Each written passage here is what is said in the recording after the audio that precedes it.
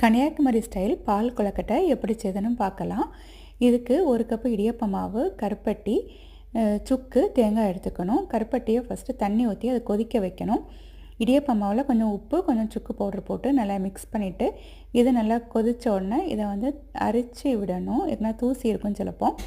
அதை கொஞ்சம் கொஞ்சமாக விட்டு அதை நல்லா மிக்ஸ் பண்ணி இப்படி எடுத்துருக்கணும். எடுத்துகிட்டு இதை ஒரு 10 நிமிஷம் நம்ம மூடி வைக்கலாம். தேங்காய் திருவி ஃபஸ்ட்டு, செகண்ட், தேர்ட் 3 பாலும் எடுத்து வச்சுக்கணும். இதை திரும்ப 10 நிமிஷம் கழிச்சக்கப்புறம் எடுத்து நல்லா பிசைஞ்சிட்டு இதை குட்டி குட்டி பால்ஸாக எடுத்து இதோட பிளேட்டில் எல்லாத்தையும் மாற்றி வச்சுக்கலாம். இதில் செகண்ட், தேர்ட் பால் போட்டு அதை நல்லா கொதித்தோடனே நம்ம அந்த உருண்டையாக பிடிச்சது எல்லாத்தையும் போட்டு மூடி வச்சு ஒரு 15 நிமிஷம் குக் பண்ணணும். 15 நிமிஷம் கழிச்சக்கப்புறம் அதை எடுத்து நம்ம வெந்துட்டான்னு பார்த்துட்டு இந்த கருப்பட்டி தண்ணி பேலன்ஸை போட்டு சுக்கு பொடியையும் போட்டுட்டு கொஞ்சோண்டு அரிசி மாவு அதில் மிக்ஸ் பண்ணி போட்டுட்டு இது நல்லா கொதித்தோடனே ஃபஸ்ட்டு பாலையும் ஊற்றிட்டு மிக்ஸ் பண்ணால் இது வந்து ரெடி ஆகிடும். ரொம்ப டேஸ்ட்டாகும்.